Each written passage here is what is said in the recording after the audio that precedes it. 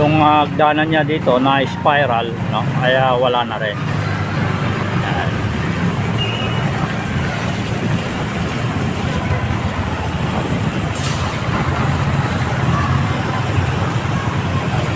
Ito yung mga debris at ito mga kababayan natin, pinagtityagaan nilang kunin yung mga bakal-bakal at pwede pa nilang mapakinabangan to.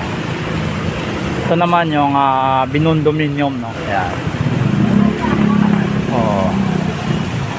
Ligtas na sila sa baha at ito lang yung entrance nila mga kababayan.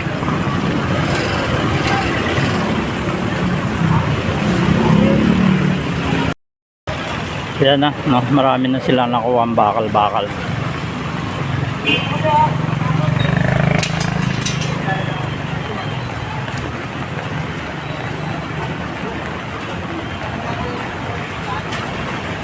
So ito yung sabi natin, no? Nung kumuha tayo ng update dito. So signage pa lang, pangalan pa lang ng barangay na tuklap at saka yung pangalan ni Congressman. So ngayon, no, kalahati na lang, no? Kung hindi yung patuloy na pag-uulan mga kababayan, so ubos na dapat to. Ganun po kabilis, no? At hindi talaga nagbibiro yung ating Yorme na paglilinis sa mga bangkita natin mga kababayan. Magandang hapon na po. Ito po, binabayo tayo ng Bagyong Dante.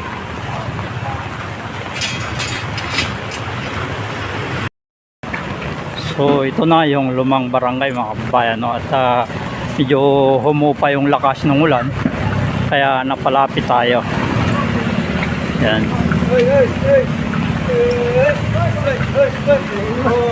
Yan na.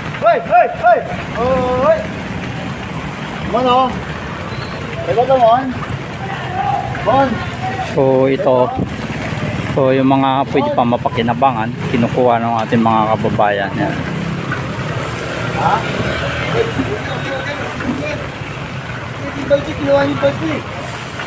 Yan o, Barangay 270, Zone 25.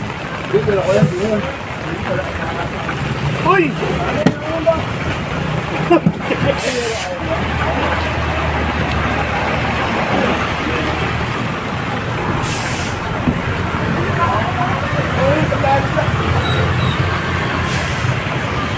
So, maulan pa rin.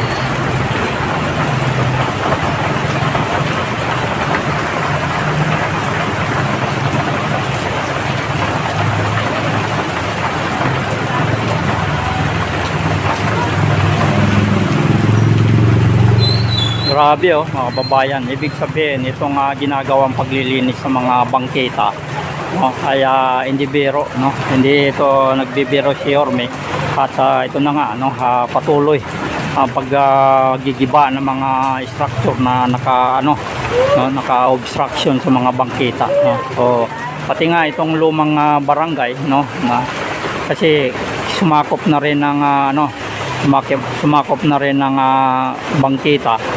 Kahit na medyo maluwag doon ay nakasakop rin ng bangkita, kaya ayan at nadamay yung building na yan.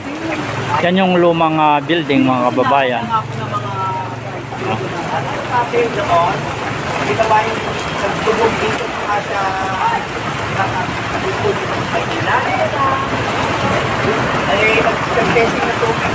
Yan, lakas ng ulan, no? Pero bumalik pa rin tayo dito para makakuha ng update, no? So strike 3 pa rin tayo dito, no? So, balikan pa rin natin to pagka malapit na matapos to. Inuwanan lang natin, akala natin ay matapos agad itong paggigiba na ito, pero may naabutan pa tayo mga kababayan, no? So patuloy yung lakas ng ulan, no? Patuloy yung paglakas ng ulan, no? Halos dumilim na mga kababayan, lakas na ulan. Yan yung lumang barangay no? Barangay 272 Zone 25, no? Pero napapansin niyo kanina pa yung napakalakas na ulan pero walang baha, oh. Hindi bumabaha dito. Hindi bumabaha dito sa lamang drainage. Hindi binabaha yung lugar na ito.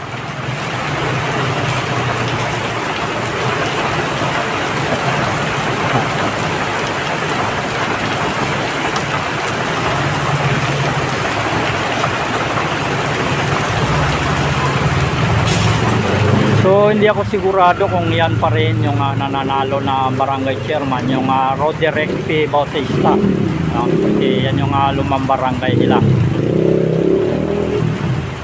So, yan yung no, nilalagay yung mga pangalan ng barangay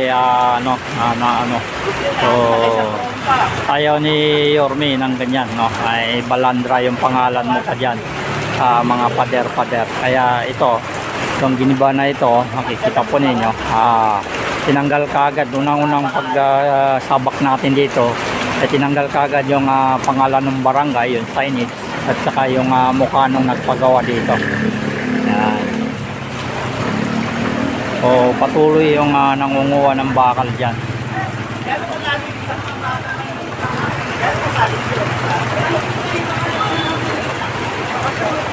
Grabe lakas ng ulan mga kababayan.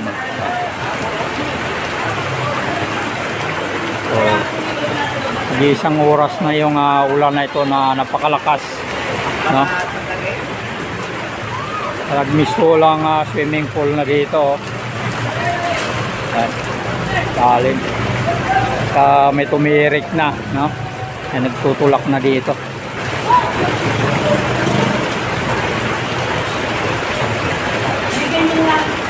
Hindi yung pagulan na nararanasan dito sa Maynila ngayon mga kababayan. So sa mga wala namang kukunin sa labas, no? So mabuti na lang na wag na lang kayong lumabas dahil nga grabe yung nararanasan natin ngayon na pagulan, no? Kaya ngayon bibihira yung lugar na hindi binabaha ngayon, no? So tayo naman kailangan natin makapagbigay sa ating mga kababayan ng mga update, no, naganap dito sa lansangan sa ganitong panahon, itong pagbuhos ng ulan na ito. Yan. Pero okay itong ano na ito, itong lugar na ito kung saan at kahit na gaano kalakas ang ulan, napapansin niyo, no, kanina pa yung pagbuhos ng ulan, walang baha mga kababayan.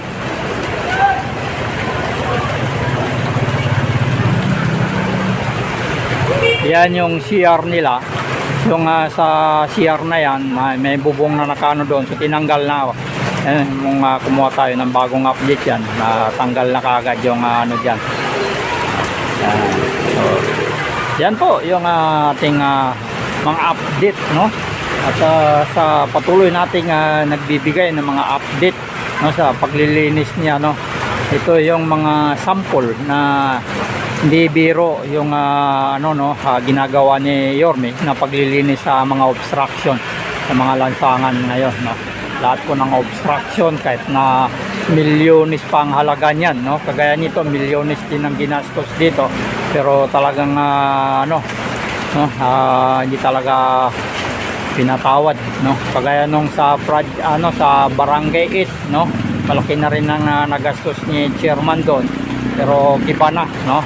Talagang wasak na, no? Wasak na. At mayroon pa tayong pakaabangan sa may Dagupan mga kababayan. At namimiligro rin yung building na yon, no? Na magano dahil nga bangketa at saka karsada na rin daw, no? Dadaanan talaga ng tao yung natayuan ng building na yon. So hindi rin biro yung laki ng building na yon dahil kagaya rin ng laki, no? O mas malaki pa sa building ng yung 313, Barangay 313. So abangan po natin yung mga na yan, saka sa may Del Pero nanganganib rin yung mga na yon, mga barangay na yon at magigiba dahil nasa na rin, no? Nasa bangkita rin, obstruction na rin. So yan po yung ating binibigay na mga update dito at patuloy po tayong nagbibigay ng Hindi may nasa link sa bio ko, nasa comment section. sige. Lakas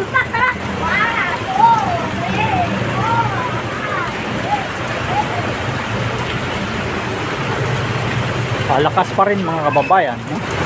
Lakas pa rin ang ulan. Talagang nakikita po niyo yung dumidilim na sa lakas ng ulan.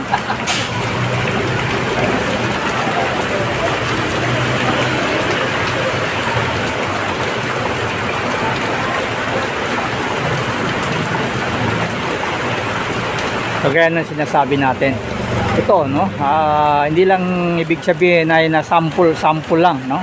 Patunay talaga na hindi nagbibiro yung ating pamahalaan ngayon, no. Yung gobyerno ni Yorme, nalinis yun yung lahat ng obstruction sa Maynila. Magandang hapon po sa mga bagong hindi pa nakapag-subscribe sa ating YouTube channel. Kung napadaan lang, huwag po kalimutan mag-subscribe. Hits na rin notification bell para lagi po kayo ma-update sa ating mga ina-upload, no, patungkol dito sa Maynila. Kaya ito nga, no, dalawang barangay po ito yung tinitibag na ito. Magkatabi po ito, luma at saka bago.